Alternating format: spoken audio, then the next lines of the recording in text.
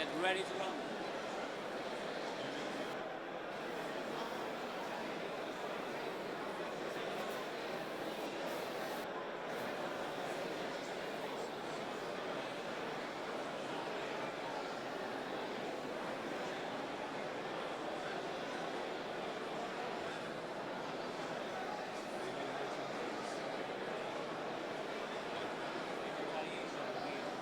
Ladies and gentlemen, we'll soon be starting our inauguration ceremony. Can I ask you please to come down to the lower level of the atrium where you'll be able to see better what is happening here this afternoon. Thank you.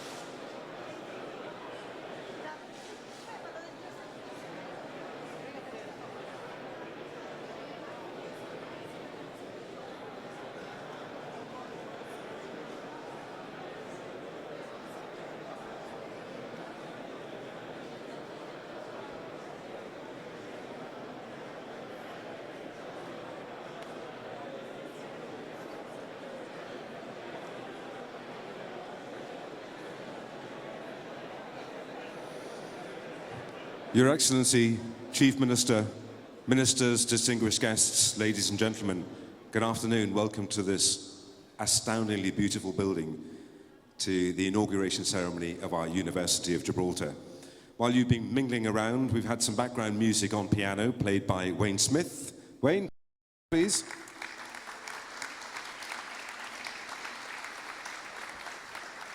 Thank you. And we have another first today, in that today's ceremony is being streamed live on the internet on the University of Gibraltar's website, www.unigib.edu.gi. If you can't see what we're doing, bring out your phones and watch it from where you're standing. We start with some music, and joining us this afternoon is part of Mount Opera, Claire and Philip. Thank you.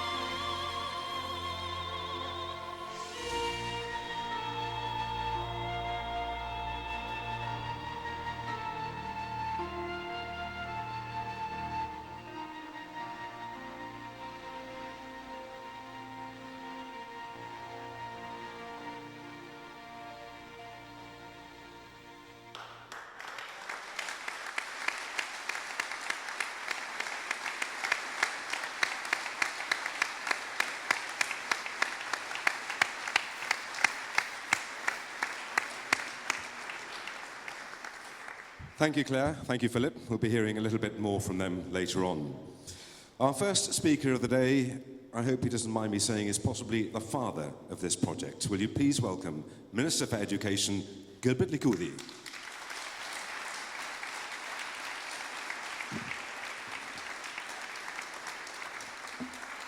Thank you. Thank you, Peter. Once again, welcome to the inauguration of the University of Gibraltar. Boy, does it feel good to say that. Welcome to the inauguration of the University of Gibraltar.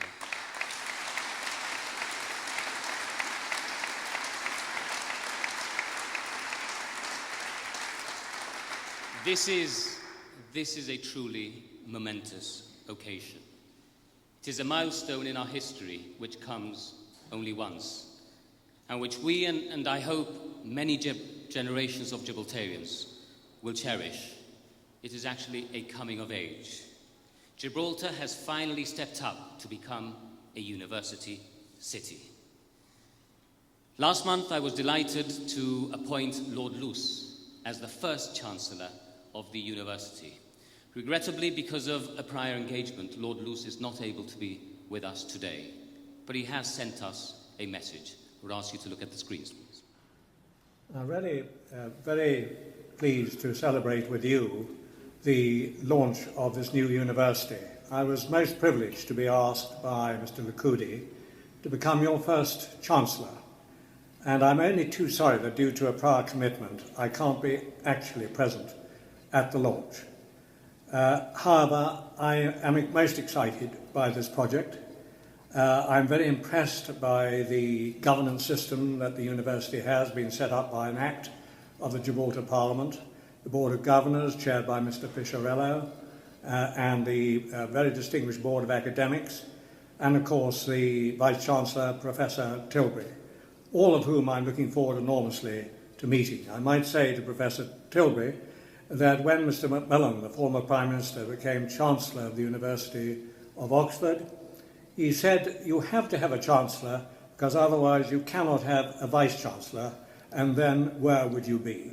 And that therefore indicates that all the responsibilities lie upon the Vice-Chancellor and the Board, and the Academic Board as well.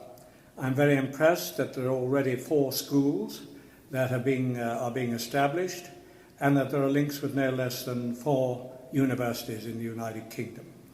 And I look forward enormously to meeting the Board and the Vice-Chancellor on the 12th of October in London, and thereafter to coming out again to Gibraltar, once again to Gibraltar. I shall look forward to that, to seeing the site of the university and to making sure that I know as much as possible as I can about the plans for the future of the university. It's a great privilege to be the Chancellor, the very first Chancellor, and I'm so pleased to have this association again with the people of Gibraltar.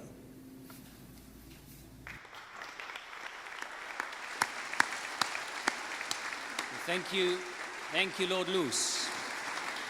It was when we were preparing the election campaign for the December 2011 elections that we said the University of Gibraltar will commence operations within 4 years. And last Saturday, 19th September 2015, the university opened its doors for the first time to the public. And it was with a huge sense of pride and satisfaction that we saw over 2,300 visitors to the university in that very first weekend.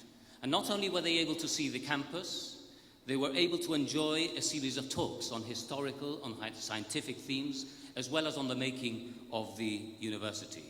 So what was an idea not so long ago has become a living, breathing, and already a functioning institution. It hasn't been easy. It has involved many, many hours of thought, of discussions, of consultations, of identifying the building needs, of looking at the resources that would be required, of considering the academic programs that would be offered, even of visits to quite a number of higher education institutions in various places around the world, and of working through a number of operational, statutory and governance models. And all of that has brought us to where we are today, at the inauguration of the university. And yet, it was only last October that the Chief Minister and I, in his office, launched. We had 11 months to open. We didn't even have a design yet. That didn't come until December, with the design and build tender awarded. We went from concept to reality in around 7 months. And I would like to share with you a little bit of that journey.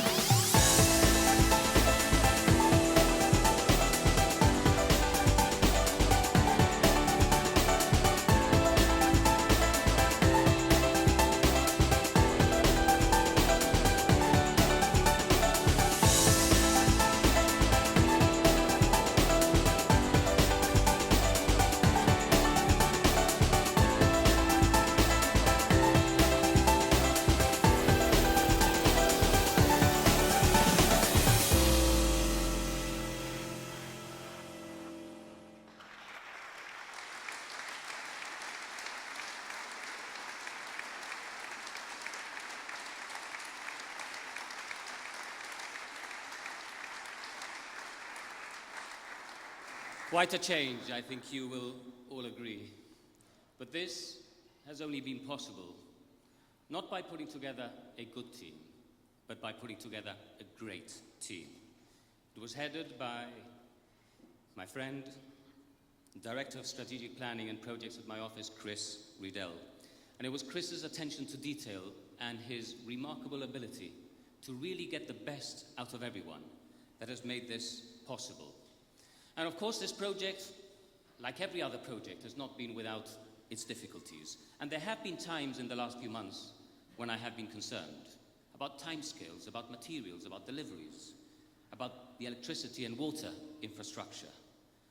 And whenever I voiced any particular concern, Chris's response was always the same. Don't worry, leave it with me. And I did, and he came up trumps every single time. Thank you, Chris.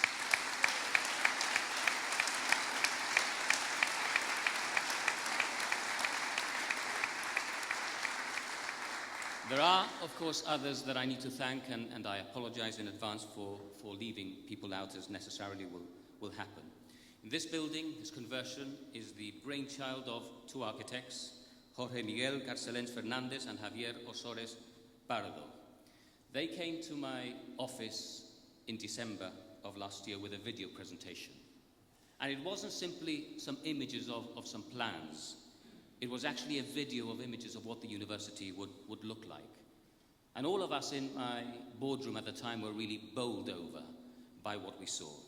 What we see here today is exactly what was presented to us 9 months ago. And as you can see, the design blends together, I think, in a perfect way, the 18th century and 19th century buildings with the modern structures, and does so in a way that not only preserves, but actually enhances the architectural features and the heritage value of these existing buildings. And at the same time, what has been created here is a magnificent use of space to establish this modern educational institutions.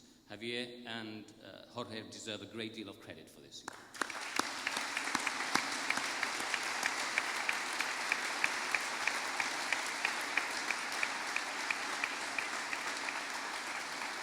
Javier and Jorge were engaged by Casais, who actually won the design and build tender. Casais with AC Rock, I should mention.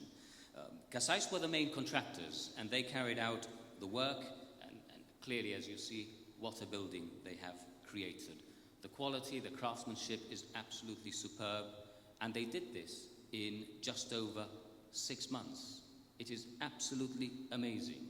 And I must pay particular tribute to their managing director, Jorge Leira, the works manager, Bruno Campos, and the works foreman, Jose Manuel Pinto, who together managed a magnificent team of workers. And whenever I came up on site on the last few months, and it has been many, many times that I've come up to the site in the last few months, I would say to Bruno, are you sure we're going to have the building ready by the 1st of October? By the 1st of August, which was the completion date for the building itself. And Bruno would always smile and say, yes, of course. And yes, they did pull it off in a big, big way. Thank you.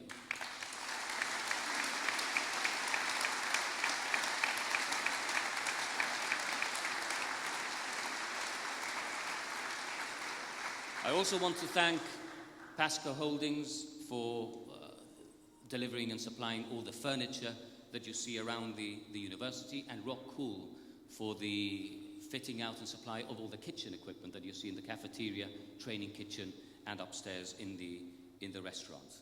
And lastly, I want to thank all members of the university staff who have come together in this project only in the last few months, in an innovative project, in something new for Gibraltar, and not really knowing what to expect.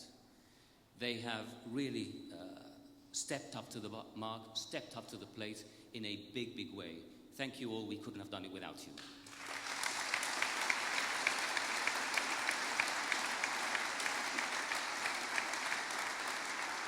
And so, after all of that, here we are today, in a different kind of a new dawn, the dawn of a new learning experience, as we have seen on the video. With the inauguration of the university, an institution which we believe will change and benefit Gibraltar in many, many ways is born. It elevates Gibraltar to the rank of those cities that are able to welcome international students, to carry out important research, to engage in academic programs, and even to study English, to learn English tailored for the profession in which they are engaged. It provides opportunities for Gibraltarians who have either already returned from studying abroad and want additional qualifications, or who want to do their first degree locally. There will be opportunities for research in areas which will make a real difference to our community. And there will be constant interaction with the business world, with industry, with professional courses to meet industry needs. There will be specific and high quality training for the hospitality industry. And as we're already seeing, we are creating job opportunities in higher education which have never been possible before. This university will be an economic driver, not just for itself, but for the community as a whole. We now have the building blocks in place. The potential is enormous. We are making history today. Thank you all for all your contributions who made this happen.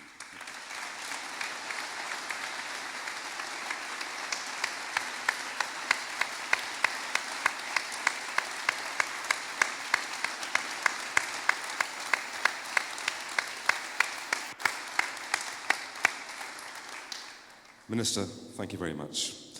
I now introduce to you the Chairman of the Board of Governors of this university, José Julio Pizarello.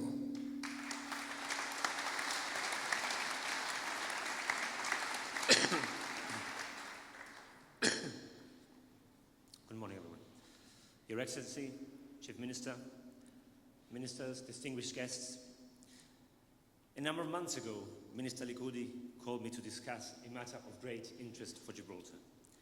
By the time the Minister finished, I was completely sold to the idea and vision of the University of Gibraltar. The Minister's enthusiasm was contagious. The University certainly represented a very important step in our development as a people, and I was willing to assist in any way I could. I was also truly humbled by the trust placed on me by the government. A lot has been said about the project, which of course is now a reality. At this point, I'm delighted to announce that the university, in conjunction with the Philatelic Bureau, is launching a University of Gibraltar stamp to coincide with the inauguration of the university. And I believe the stamp will be shown on the screens now.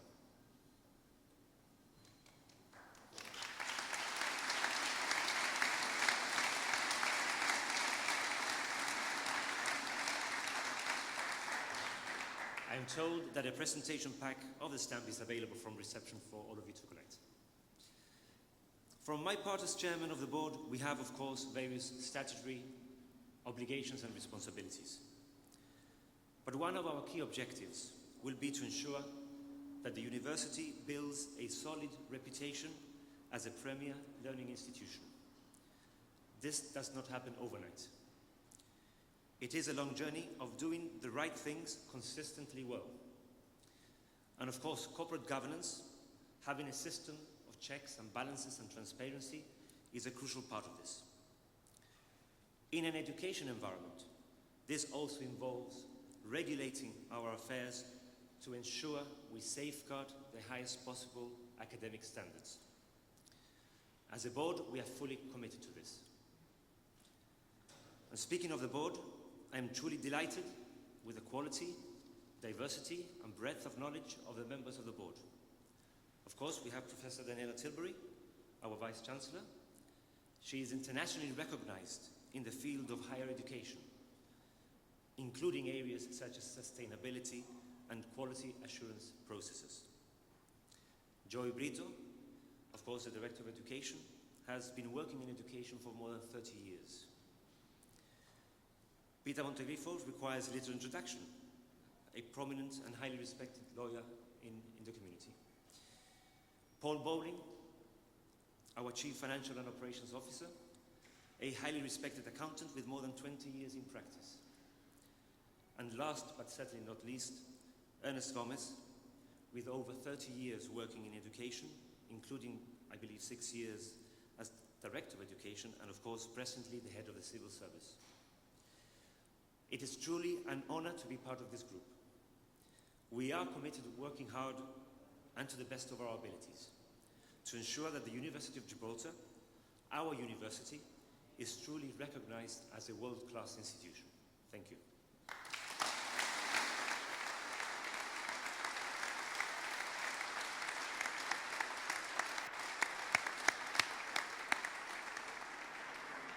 And will you please welcome our next speaker, the Vice-Chancellor of the University, Professor Daniela Tilbury.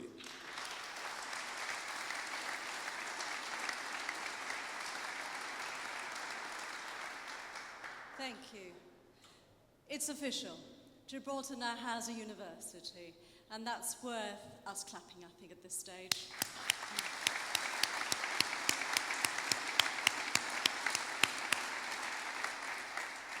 It is with great joy, excitement, and hope that I welcome you to this Europa Point campus. As you see, it's magnificent, and I think it reflects who we are as a culture, what we aspire to, and that's being captured in the walls and the halls of this university.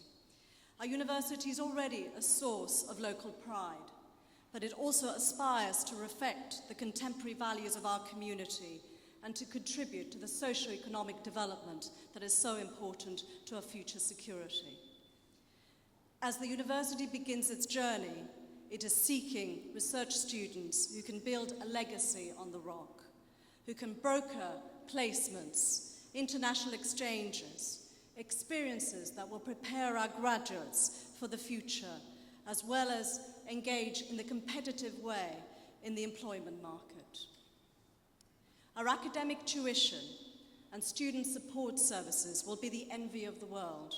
We'll design them so that graduates receive awards that meet the international standards that we're used to and are tailored to the personal ambitions and the career paths of individual students. But of course, the university is not just from those who graduate. With your support, it will become the cornerstone of academic leadership. It would also be the cornerstone of professional development of our community, because we see partnership with businesses, with community groups, as being critical to the success of the university. Ultimately, the university benefits everyone, not just those who go through our doors and graduate. Over the weekend, we hosted open days. The enthusiasm and support from the community was contagious. Some of the conversations were truly inspiring as the visions are shared across our community. Over the last 2 days, there were 4 words that resonated deeply with me. The first one is learning, how we are going to become a valued seat of learning, because that's what our mission is. But the courses are not just going to be for the young undergraduates. We'll also have engagement with mid-career professionals and the retirees who have significant educational interests and needs. Indeed, we were overwhelmed, I think, by that particular aspect of our community. The other word that really inspired me was the word listening. I realized how much listening we needed to be doing this weekend, listening to how much value we can bring to the community, but only if we listen, only if we connect and respond, so that we can add value culturally and other ways to our local community and beyond. Linking was another word. We don't just link our campus with our graduates and our ambitions, but linking to other associate campuses with the spirit of discovery and collaboration. We're already setting up partnerships with the Garrison Library, the Gibraltar Museum, the Botanic Gardens, the Gibraltar Health Authority. There'll be many more partnerships will be important to us as we take forward our mission in education. These relationships are vital to our success. And finally, leading. The thirst for debate and dialogue was palpable over the weekend. The university must play a leading role in convening the contemporary debates and discovering what we can become as a community and how we can promote ourselves internationally. It's vital for us to be connected and communicated through our academic spheres. Finally, We live in a time of change. And ultimately, education and the ability to respond to change is increasingly important for individual success, but also for social development. We promise to never lose sight of the true purpose of higher education as we work with my colleagues at the university to listen, to link, and to learn with you. Thank you.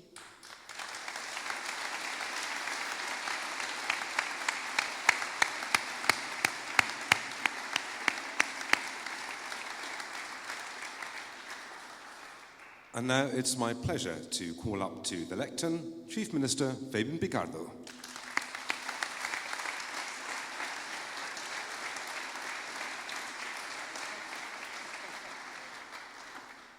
Your Excellency, Chief Justice, Ministers, Members of Parliament, Gilbert, Chris, Joey, Jose Julio, and Daniela.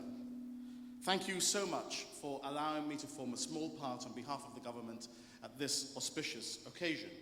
Today is a red letter day indeed for Gibraltar, a day of huge pride for all our community, the day in which we become a university city at last. We've heard so much today about the great things that are already planned for this place. We've heard so much about the planning and the execution of these magnificent works. And you can see that this is truly a great product that has been produced. Frankly, it is absolutely staggering that we have had 2,000 people already come through those doors on just 2 days.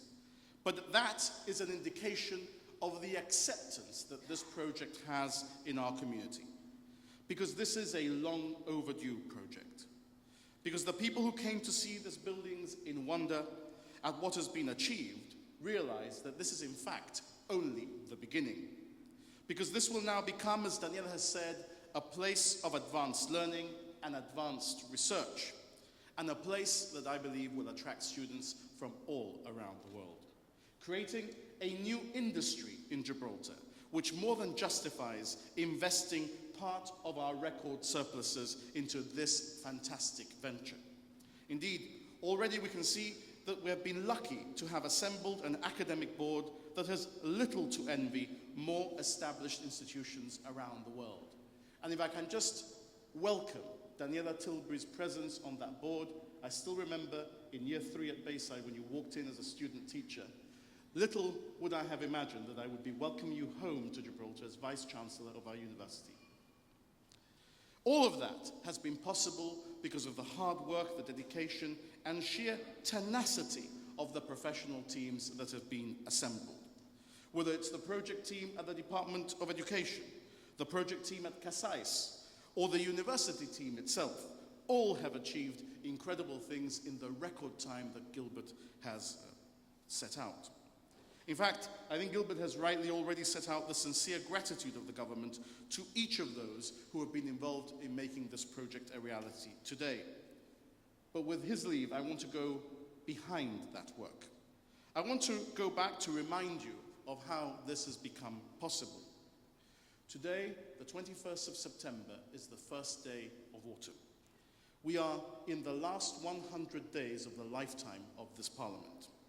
And it seems like only yesterday, exactly almost 4 years ago, that we typed the following 10 words into a document that will become the GSLP Liberal Manifesto for the 2011 general election. You've heard them already, here they are again. The University of Gibraltar will commence operations within 4 years. And so on the 13th of December 2011, Gilbert Licoudi walked out of number 6 Commonplace as Minister for Education, with the relevant pages of that manifesto which dealt with education under his arm, and started the work of delivering not just 2 new schools, but also a university. Incidentally, as Chris has made him a man of the sea, I also asked him in his spare time to build me a 700-berth marina. Last week, we opened the schools. This week, he delivers a university that will be the pride of any small nation. And the fact is that with these magnificent university facilities, as with so much else that we have delivered, everything is a team effort. The captain of any ship stands on the bridge and trusts that those he works with are, as part of a team, going to deliver what each has to do. You cannot be in the engine room and in the kitchen and on the bridge all at the same time if you want to get safely into port. And Gilbert Likudi is exactly the sort of person that you can trust to deliver the goods in the engine room of government. But you don't just have to take it from me. Today you can look around yourselves and see what he has done in establishing the university. You can see what he has done at St. Bernard's, and you could see what he's doing to the center of our harbour. I've been very lucky to have him as part of the team that I lead, and Gibraltar has been very lucky to have his talent at its disposal. And I speak as highly of all the other ministers in this government. All have contributed in their areas to deliver well beyond expectations of what a government might be able to achieve in 4 years. In coming weeks, I will no doubt have a chance to highlight the brilliant contributions and sheer hard work of all 10 of the ministers that I've had the pleasure to work with. It's not another 9, it's another 10, because Charles Blasson will never be forgotten. But it is in education that the GSLP has always led from the front. And this is the crowning achievement of that leadership in education. Sincere congratulations to Gilbert and to all the development teams. In 1988, when we led in government, we introduced compulsory scholarships for further education. That was a revolution in education that others said, in echoes of siren calls that I sometimes still hear today, would bankrupt Gibraltar.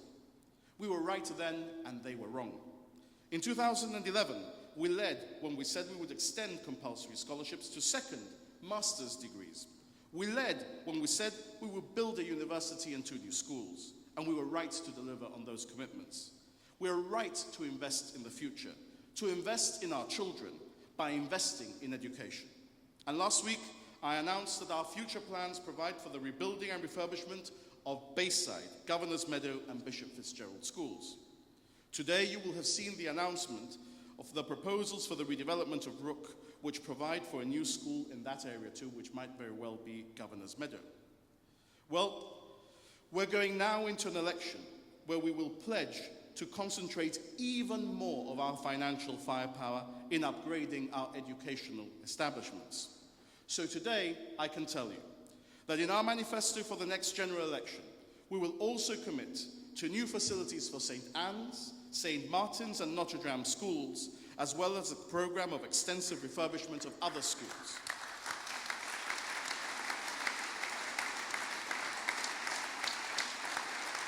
And this will include new e-learning facilities for children and training for teachers.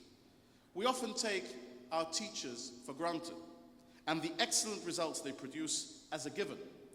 But we have to invest in them too, in the environment in which they teach and the tools we give them to teach. Because if we are the 3rd largest economy in GDP terms per capita, then the state of some of our schools is still not up to standard. And the standard of some of our services in schools is not yet up to scratch. One of the areas that stands out is meal times.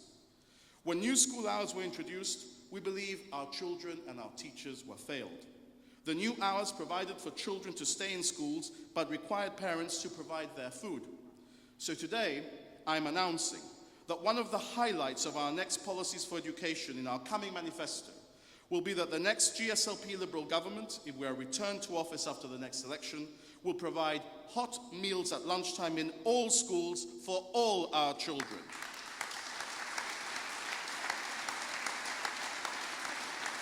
It won't be easy. There will be logistical issues.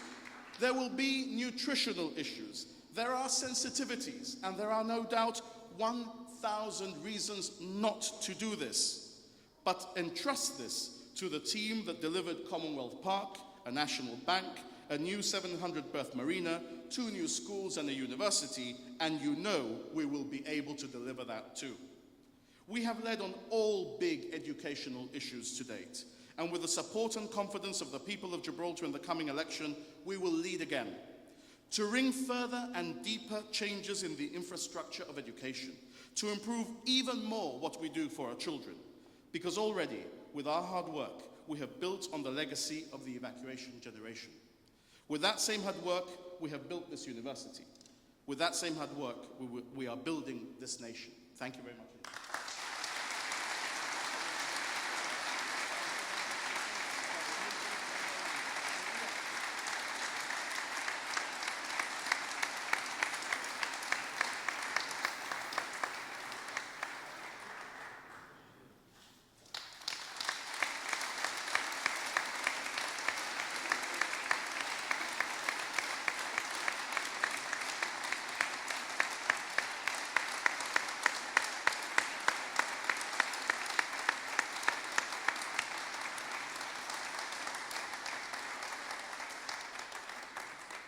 Chief Minister, thank you very much. And so proceedings are almost over. We close with some music, but remind you to stay with us, enjoy some food, some drink, and enjoy every corner of this magnificent building. Please keep going around and witnessing and experiencing it for yourselves. Once again, please welcome Claire and Philip from Mount Opera. Thank you very much.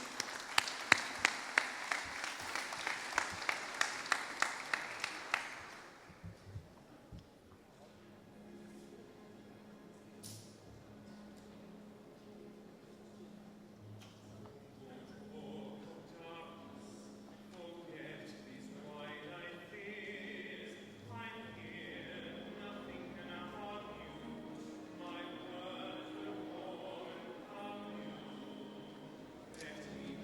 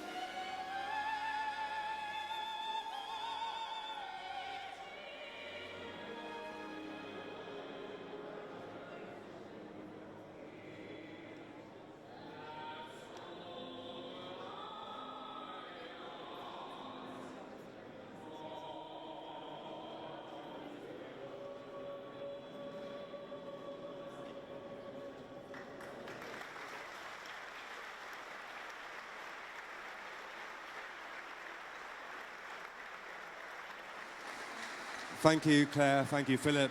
Ladies and gentlemen, you have access all areas passes, so feel free to roam around the university. Thank you.